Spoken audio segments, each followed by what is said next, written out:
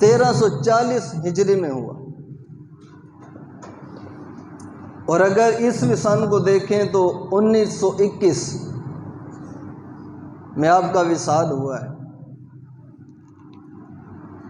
इमाम अहमद रज़ा रहमतुल्लाह ताला अलैह उस वक़्त दुनिया में तशरीफ़ लाए कि जब यहाँ पर फ़िरंगियों की हुकूमत थी और लोग दीन से बहुत दूर जा चुके थे, बल्कि बाकायदा साजिश के तहत लोगों को दीन से दूर किया जा रहा। फ़िरंगियों की साजिश थी कि इनका नाता और ताल्लुक़ दीन से टूटेगा तो ये कमज़ोर होंगे, इनका ताल्लुक़ अपने नबी से कमज़ोर होगा तब ये कमज़ोर होंगे। तो सियासी एतबार से भी लोगों को हुजूर के दर से दूर किया जा रहा था और कुछ मजहबी लोग थे वो भी ये किरदार अदा कर रहे हैं। मज़हब का चोला पहनकर लोगों को हुजूर के दर से दूर कर रहे हैं।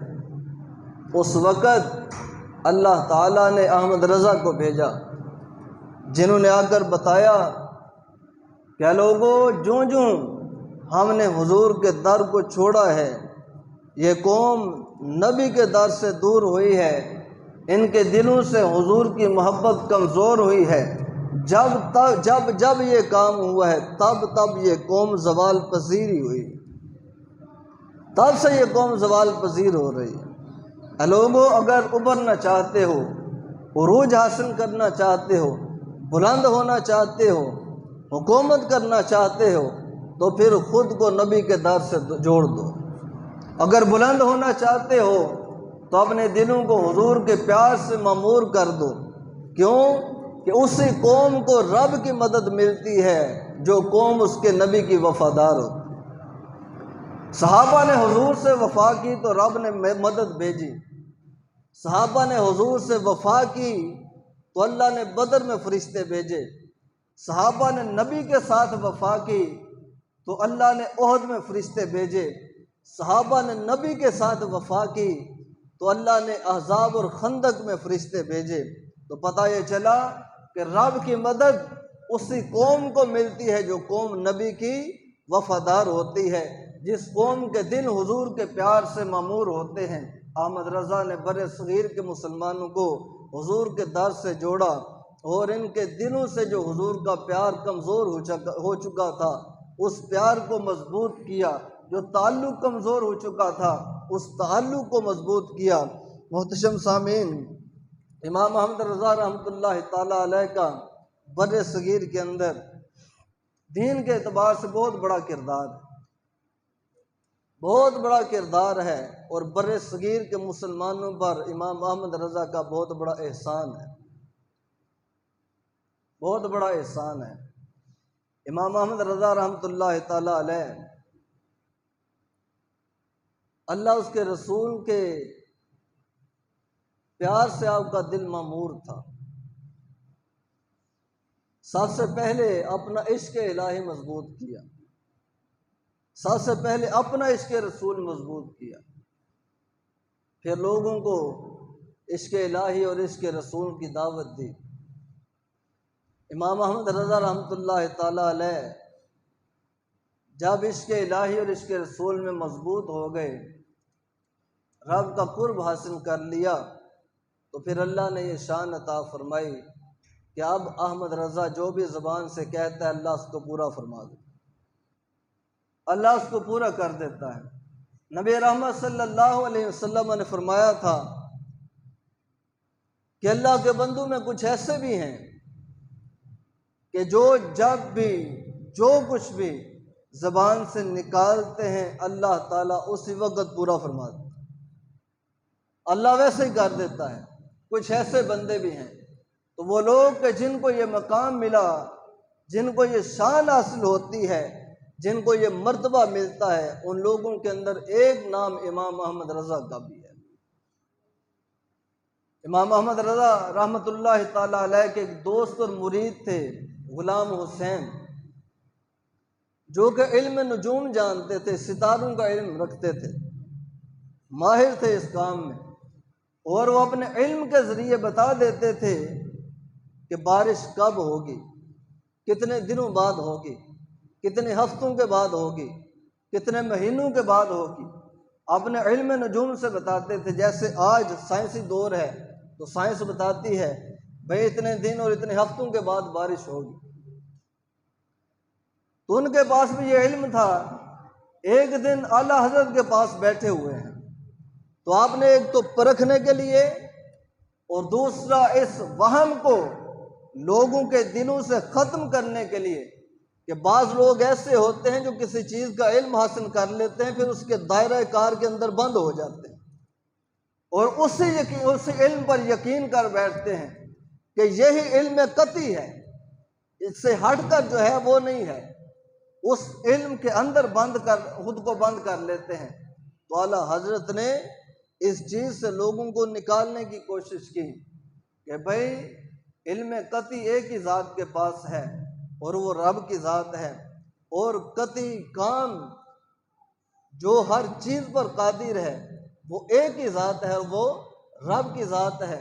आला हजरत ने ये अकीदा देने के लिए उनसे कहा, जनाब बताएं कि बारिश कब होगी। गुलाम हुसैन साहब ने हिसाब निकाला, कागज़ कलम पकड़ा और आसमान की तरफ सितारों को देखने लगे। कुछ जाविया बनाया उन्होंने। जाविया बनाने के बाद कहते हैं कि जनाब 1 महीने से पहले बारिश नहीं हो सकती, बारिश है तो 1 महीने के बाद है, उससे पहले नहीं हो सकती। इमाम अहमद रज़ा रहमतुल्लाह अलैह फरमाते हैं कि भाई अगर उससे पहले हो जाए, तो गुलाम हुसैन साहब कहते हैं भाई नहीं हो सकती, मैंने सारा हिसाब निकाला, हो ही नहीं सकती। आप फरमाते हैं अगर हो जाए तो कहते हैं नहीं हो सकती। उन्होंने इस काम को नामुमकिन मान लिया। आपने फरमाया भाई टाइम क्या हुआ है? उस शख्स ने टाइम देखा, कहता है 11:15 बजे। आपने सवाल किया भाई 12 बजने में कितना टाइम है? कहते हैं जनाब 1.25 घंटा है। आपने फरमाया भाई 1.25 घंटे से पहले भी 12 बज सकते हैं? वो शख्स कहता है नहीं, हो ही नहीं सकता, 1.25 घंटे से पहले 12 नहीं बज सकते। आपने फरमाया कि जाओ घड़ी उतार कर लाओ। घड़ी लाए, आपने दोनों सुइयां पकड़ी और 12 पर ले गए।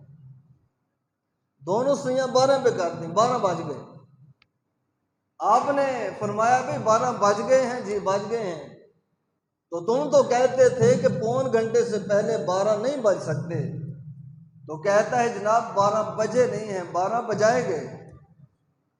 तो आप रहमतुल्लाह अलैह फरमाते हैं यही बात मैं तुम्हें समझाना चाहता हूँ, और यही बात मैं कौम को समझाना चाहता हूँ कि ऐ लोगों, एक ज़ात वो है जिसने कायनात को बनाया है, एक ज़ात वो है जो कायनात को चलाती है।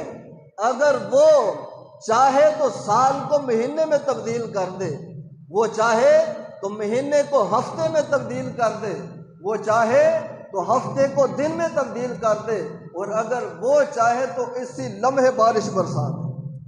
अगर वो चाहे तो इसी लम्हे बारिश बरसा दे। गुलाम हुसैन कहते हैं कि ये जुमले अहमद रज़ा की ज़बान से निकलने थे, उसी वक्त बादल इकट्ठे हुए और बारिश बरसने लग गई। उसी वक्त बारिश बरसने लग गई।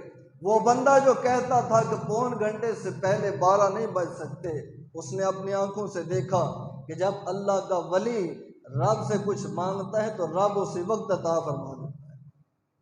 अब फरिश्तों ने सवाल तो पूछा होगा, अल्लाह के बारगाह में अर्ज तो किया होगा कि या अल्लाह बारिश तो महीने के बाद थी, बारिश तो महीने के बाद थी, शेड्यूल में महीने के बाद है, और तूने अभी बारिश बरसा दी।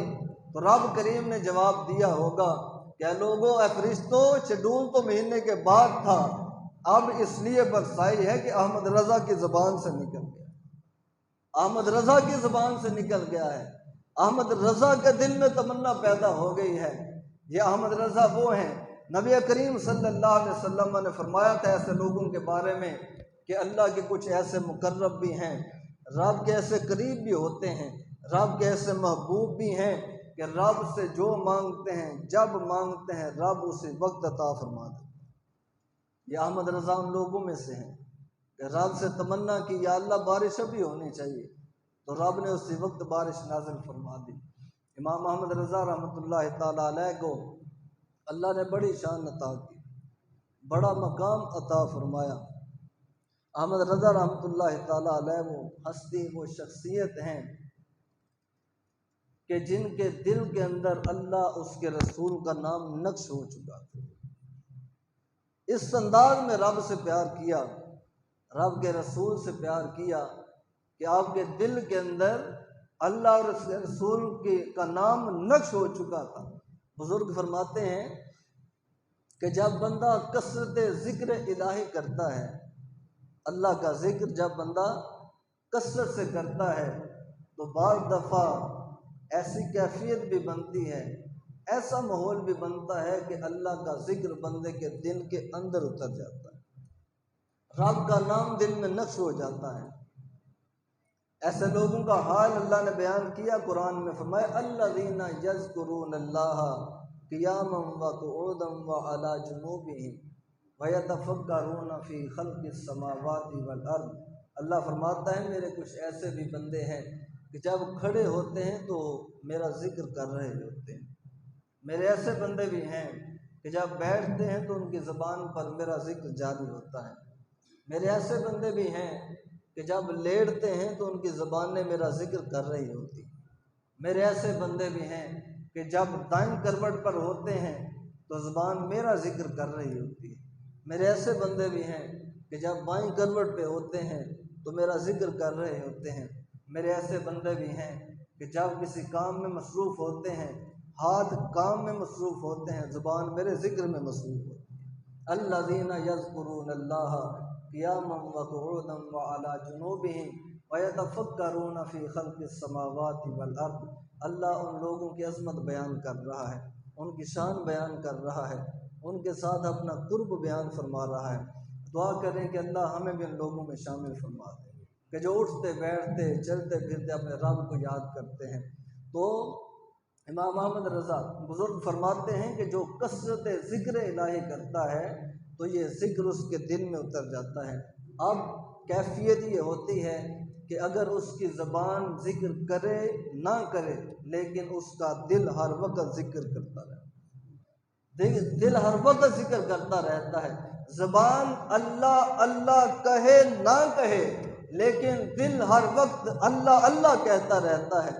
ज़बान उसको याद करे ना करे, दिल हर वक्त उस करीम को याद करता रहता है। तो आला हज़रत वो हस्ती हैं कि जिन्होंने रब का ज़िक्र इतना किया है कि रब का नाम दिल में नक्श हो चुका था। इमाम अहमद रज़ा वो हस्ती हैं जिन्होंने हुजूर से प्यार इतना डट कर किया है कि हुजूर का नाम दिल के अंदर नक्श हो चुका था। बाद दफ़ा बतौर फ़ख्र इमाम अहमद रज़ा लोगों से कहा करते थे, ऐ लोगों जानते हो कि अहमद रज़ा अल्लाह उसके रसूल से कितनी मोहब्बत करता है? लोग कहते जनाब नहीं जानते। अहमद रज़ा कहते हैं कि अगर कभी जानना चाहो कि अहमद रज़ा रब से कितना प्यार करता है, रब के रसूल से कितना प्यार करता है, तो कभी अहमद रज़ा का सीना चीरना और अहमद रज़ा के सीने से दिल को निकालना, उस दिल के दो टुकड़े करना, फिर उन दो टुकड़ों को गौर से देखना, तुम्हें नजर आ जाएगा कि अहमद रज़ा के दिल के एक टुकड़े पर लिखा होगा ला इलाहा इल्लल्लाह, दूसरे पे लिखा होगा मुहम्मदुर रसूलुल्लाह। एक टुकड़े पर ला इलाहा इल्लल्लाह लिखा होगा, दूसरे पर मुहम्मदुर रसूलुल्लाह लिखा होगा। इमाम अहमद रज़ा ने इस अंदाज में रब से प्यार किया है, रब के हबीब से प्यार किया है। मुहतरम सामीन, इमाम अहमद रज़ा तो इससे आगे की बात करते हैं, इससे भी आगे की बात करते हैं। आपकी वो बात बड़ी मशहूर है कि जब वफ़ात का वक्त करीब आया तो इर्दा गिर्द जो लोग थे उनसे कहा, उनको वसीयत की। वसीयत क्या करते हैं भाई, मेरी जब कब्र खोदो तो मेरी कब्र को गहरा भी रखना, कुशादा भी रखना। आज हम में से गुमरता है तो हम भी वसीयत करते हैं, अपने करीबियों को बुला लेते हैं, बीवी बच्चों को बुला लेते हैं और वसीयत करते हैं कि भाई मेरी फ़लाँ जगह प्लाट है, उस पर कब्ज़ा कर लेना, फ़लाँ जगह कोठी है वो भी ले लेना, फ़लाँ जगह पर मेरी ज़मीन है, फ़लाँ के कब्ज़े में है वो भी ले लेना, बैंक में मेरा इतना पैसा है वो भी हासिल कर लेना। हमारी वसीयतें ये होती हैं। अहमद रज़ा भी वसीयत करते हैं, कहते हैं कि मेरी जब कब्र खोदो तो कब्र गहरी भी रखना और उसको थोड़ा खुला भी रखना, इतनी गहरी रखना कि जिसमें मैं खड़ा हो सकूं। अब हम जब मैयत को रखते हैं कब्र के अंदर तो मैयत के साथ फिर बड़ी मोहब्बत का इजहार करते हैं और मैयत को कब्र में रखा तो कोशिश करते हैं नीचे चटाई भी बिछाई जाए। मैयत को कब्र में रखते हुए बाज़ जो मज़ीद मोहब्बत का इजहार करते हैं वो कहते हैं कि नीचे मेरी माँ की मैयत है, नीचे गद्दा बिछा दो, मेरे बाप की मैयत है, नीचे गद्दा बिछा दो। और एक बेटा बोलता है भैया अब कब्र में रख चुके मेरे बाप की मैयत पर और कफन पर फूल भी डाल दो ताकि कब्र मुअत्तर हो जाए, मेरे बाप के कफन को खुशबुएँ भी लगा दो ताकि कब्र मुअत्तर हो जाए। ये लाड मैयत के साथ हम करते हैं। मैं अर्ज़ करूँ कि मैयत के नीचे चटाई बिछाना ये भी सुन्नत नहीं है, मैयत के नीचे गद्दा बिछाना ये भी सुन्नत नहीं है, मैयत को कब्र में रख कर ऊपर फूल डालना ये भी सुन्नत नहीं। हाँ, ये अर्ज़ करूँ कि जवाज़ है, अगर कोई करता है गुनाहगार नहीं होगा, लेकिन सुन्नत नहीं।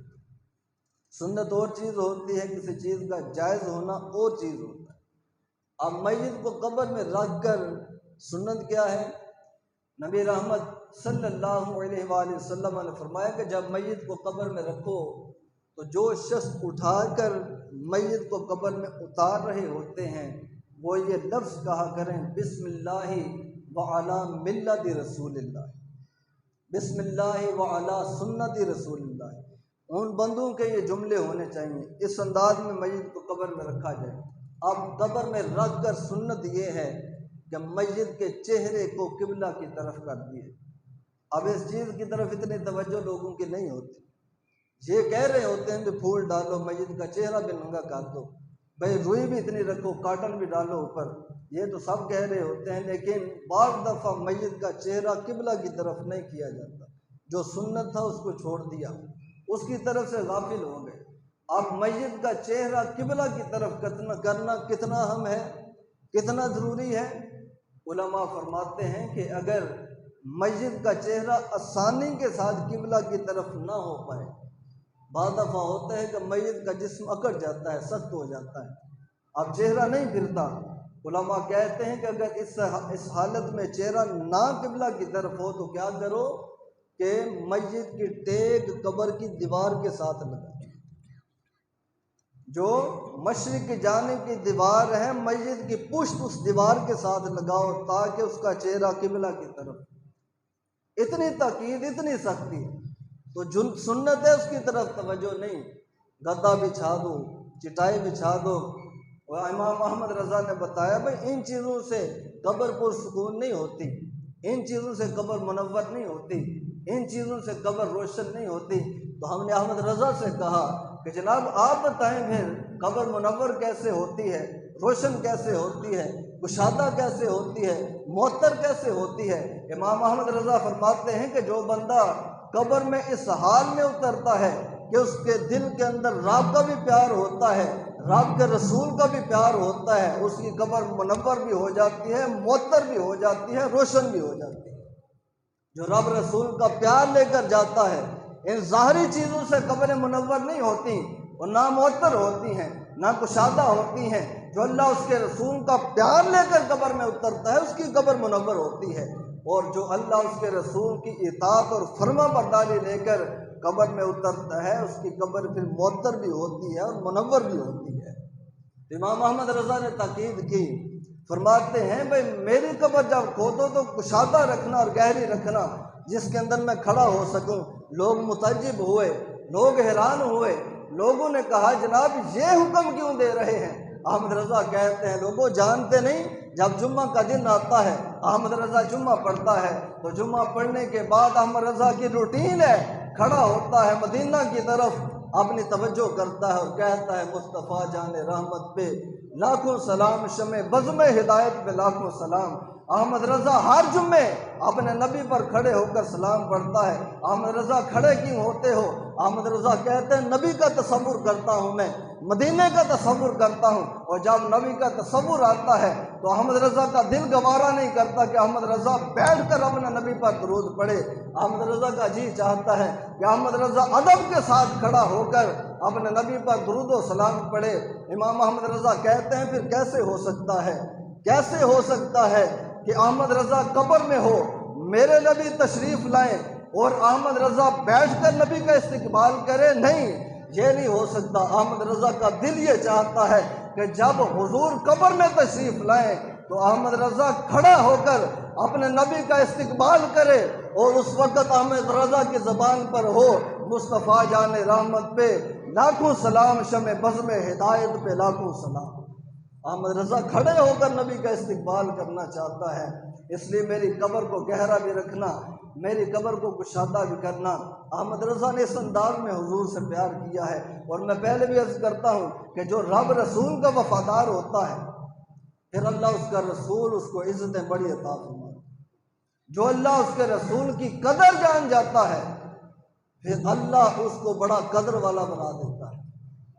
अहमद रज़ा ने अल्लाह उसके रसूल की कदर जानी, तो फिर अल्लाह ने इज़्ज़तें क्या अता फरमाई, अल्लाह ने शर्फ और मकाम क्या अता किया अहमद रज़ा को।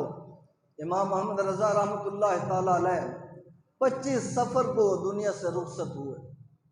25 सफ़र, ये सफ़र का महीना जा रहा है, आज 7 या 8 सफ़र है। 25 सफ़र को दुनिया से गए। जुम्मा का दिन था और जुम्मा का टाइम था जब दुनिया से रुखसत हुए। बैतुल मुक़द्दस के एक वली, अल्लाह के नेक बंदे, उसी दिन उन्होंने ख्वाब देखा।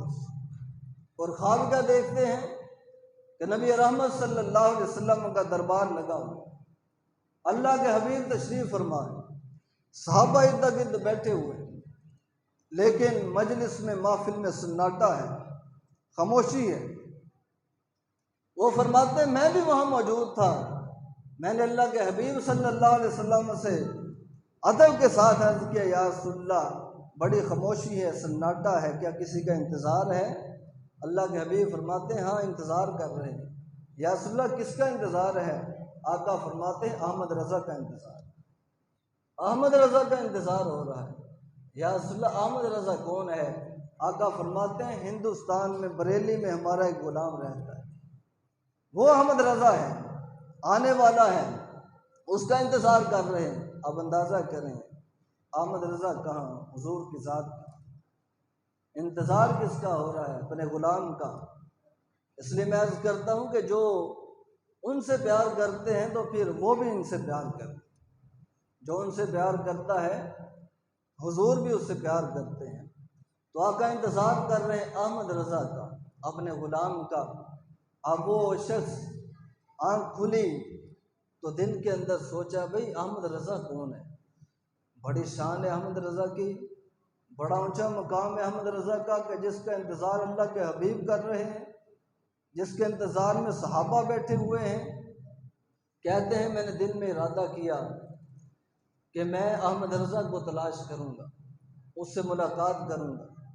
ये हमारे असलाफ का तरीका रहा है कि नेक लोगों को तलाश करना, नेक लोगों से मुलाकात करना, नेक लोगों की सोहबत इख्तियार करना।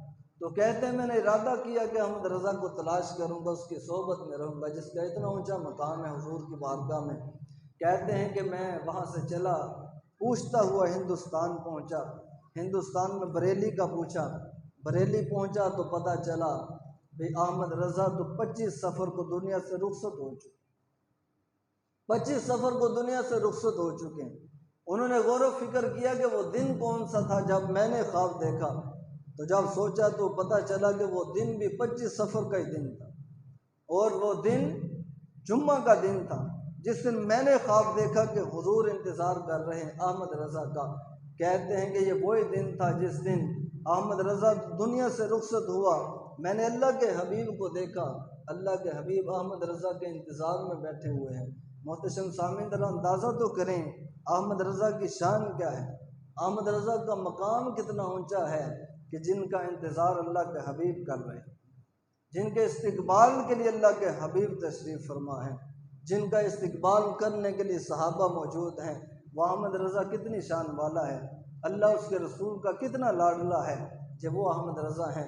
यहाँ अहमद रज़ा ने कहा कि मैं हुजूर का इस्तकबाल करना चाहता हूँ और बैठ कर नहीं खड़े होकर करना चाहता हूँ। फिर हुजूर ने इज़्ज़त ये अता फरमाई कि जब अहमद रज़ा दुनिया से गया तो इस्तकबाल अल्लाह के हबीब ने किया, इस्तकबाल अल्लाह के हबीब ने किया।